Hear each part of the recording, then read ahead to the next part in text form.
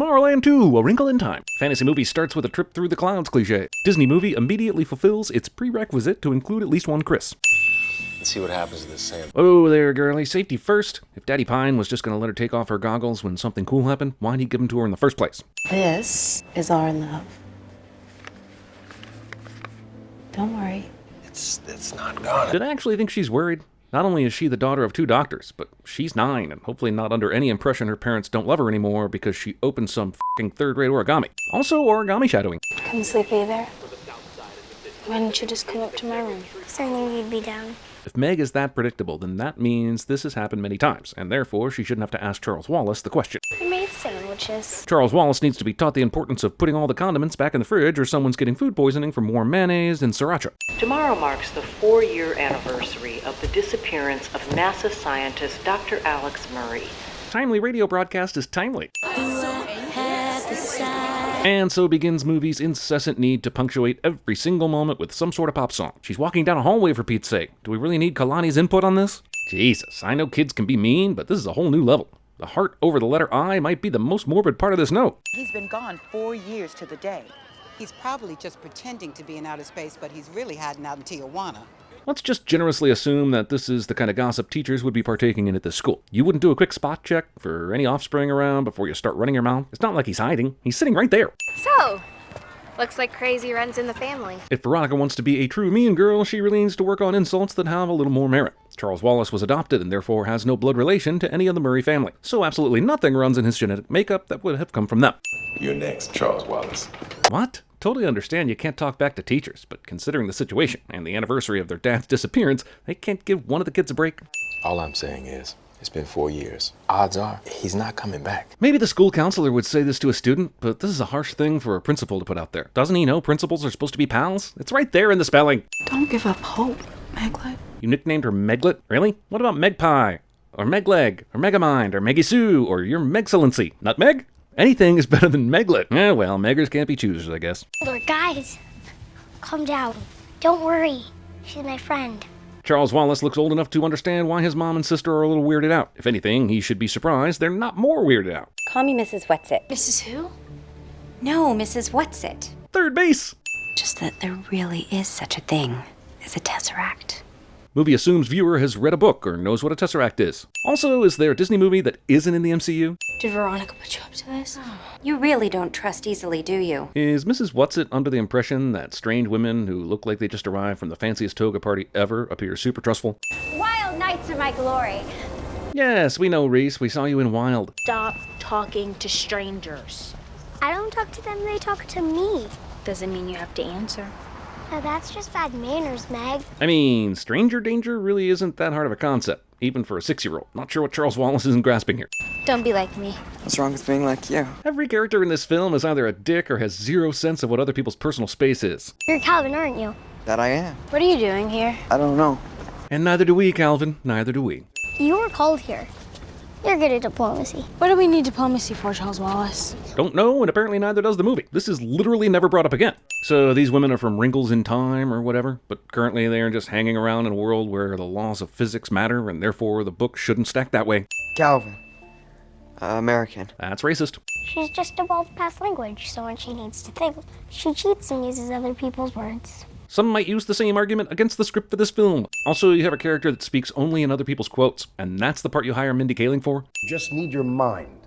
Would these professional scientists really act this rude at a presentation? Are they all assholeologists? She's gonna tell everybody that you are here with me, and I'm just trying to protect your reputation. Yeah, and she can also hear you and see that you're acting oddly, so why keep giving her ammo? I did it, Mrs. Who. I got them ready. How did Charles Wallace do this exactly? He's been supplying Meg with crazy riddles and irritating the out of her. But if that was what Mrs. Whatsit, Who, and Which wanted, then congratulations, I guess? Who said that? Not who, which. She's the final piece of the puzzle. The pronoun game needs to end now. These people have confusing names, and we get that.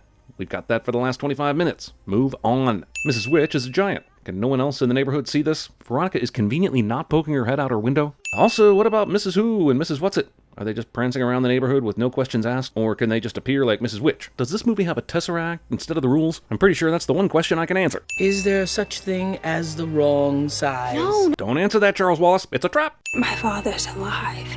Sure, Meg is weirded out by all of this, as she should be. Charles Wallace has acted like a kid who's going to grow up to be a serial killer, and these strange women wearing bed linens keep showing up out of nowhere. But one mention of Daddy and she's fully on board, because we're almost half an hour in, and we need to get this wrinkling in time going. That's it. This whole f***ing movie up to this point has been throwing around Tesseracts. And now when they finally f***ing test her, we see Meg's eyes close, her stuck in some goo, and then she wakes up. If she can be any size she wants, why is Final Fantasy Oprah so big? I'm not saying every strange visual choice has to be explained, but explaining some of them might help ground this fantasy into the story and characters instead of just feeling like a giant game of We Crazy. Everyone knows that flowers are the best gossipers in the entire universe. Which is why Reese Witherspoon never gets blackout drunk in a field, because that will be on TMZ the next day. This is our father.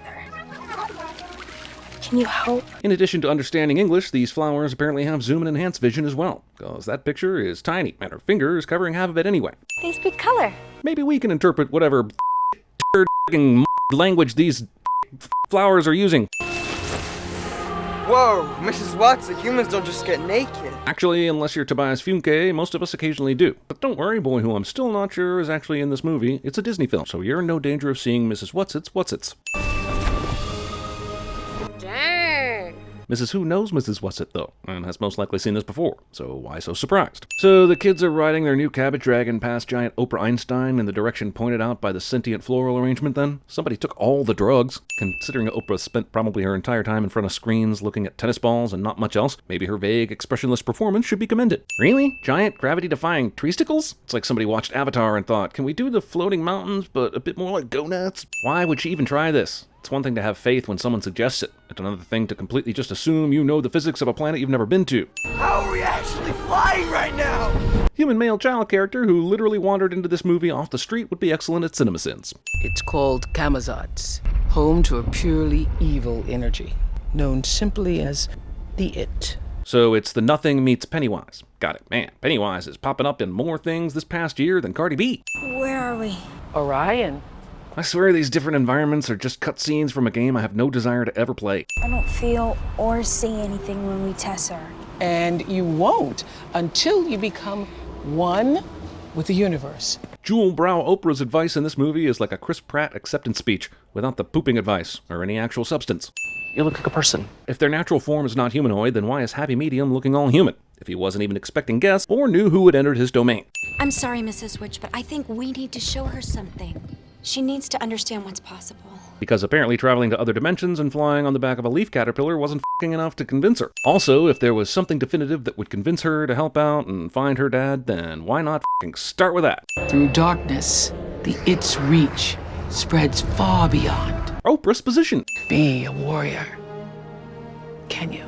Mrs. Witch is puking out so much inspo speech in this movie that slipped into Yoda speak she did. Your father sounds like a good man.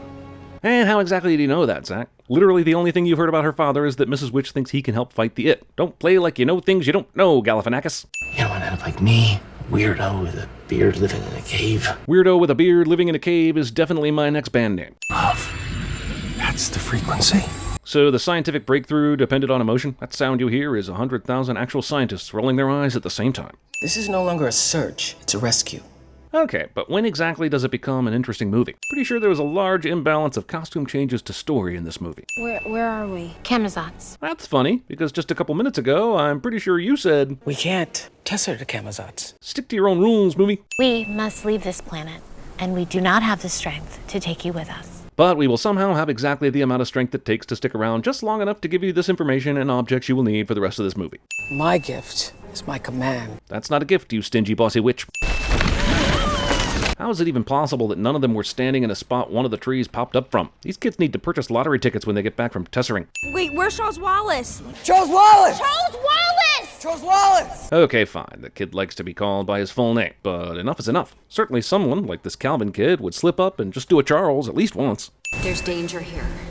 He's safe. Over the wall. So even though the who, what, which, and why is Gamora can't be on this planet, they all still walkie-talkie here in some echoey voices? Make up your mind, movie. Are these kids on their own or not?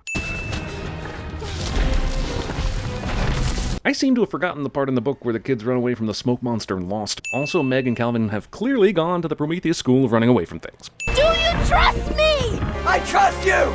But why? I'm not saying Calvin and Sobs here couldn't trust each other. I'm just saying the movie has done zero in this first hour to help us understand why they would have any connection whatsoever. they survive this. How did you do that whole thing with the log? Just a physics thing. Classic slingshot maneuver. Right, they teach it in physics right after the surviving a nuclear bomb by riding it out in a fridge lesson. You're the one who doesn't have to be here, but you are. Pretty sure that was the character description for the character of Calvin in the casting call. The intimidation tactics in this neighborhood dodgeball match are off the charts. The rhythm, it hurts. Well, you can't say Gloria Estefan and the Miami Sound Machine didn't try to warn you. It tastes like sand. It is a sandwich, so... Thanks for everything. You brought him right to us. If they just wanted Charles Wallace this whole time, then why didn't they just come and get him? All of the Mrs. Grew had no issue getting to Earth. Also, did I miss something? Why does it matter that his eyes are red? We only learn later that the It infects its subjects with red eyes. And why is he showing Meg his eyes at all? I swear this movie thinks if it can awe us with cool visuals, we will somehow just go along for the ride. Also, why is he revealing himself at all? Can't there just be one villain in the history of moviekind that decides that it might be beneficial not to be identified? What has he done to you? Shut up, Meg. The problem with Charlie Wally's extremely sudden heel turn here is that he's already been fairly annoying throughout this entire movie, and there hasn't been much of a connection between him and Meg developed anyhow. Oh, and did I mention it's extremely sudden? Always so helpful, hoping to convince them that you're not just a burden to your father and your world. So Charles Wallace just went from overly gleeful to borderline psycho in 60 seconds. How exactly did this happen? Because he passed the sand test? Why else would you come on this ridiculous journey with people you barely know? Thank you! Also, this could have been the subtitle for the movie. A Wrinkle in Time, a ridiculous journey with people you barely know. What do you see? Topological order. Fractal dimension. And other sciencey sounding words, duh! They come to see.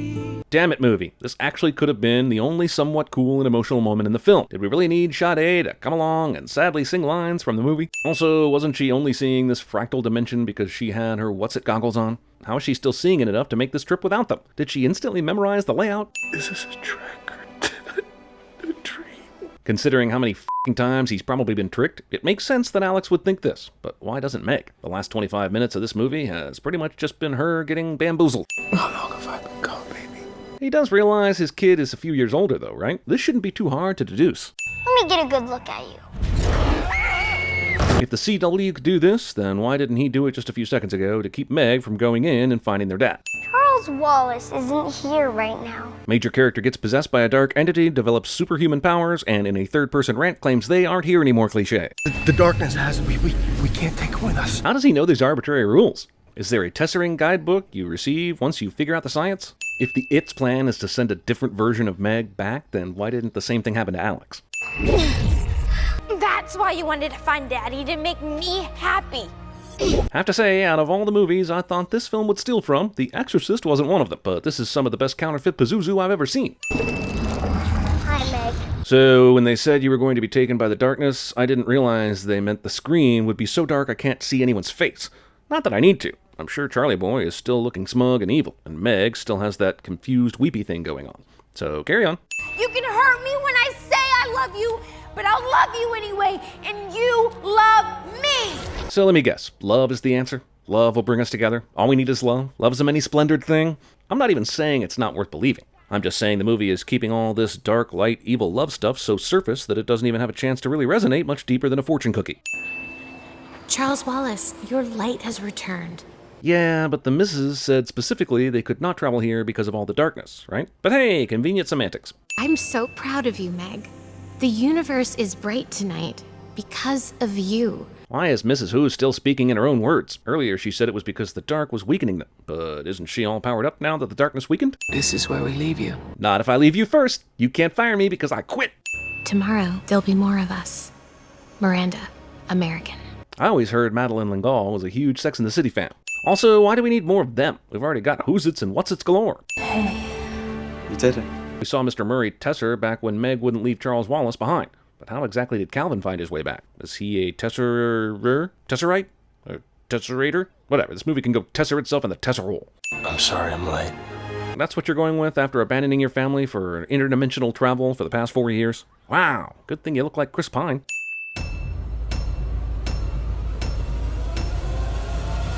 Black coat, white shoes, red hair, Cadillac.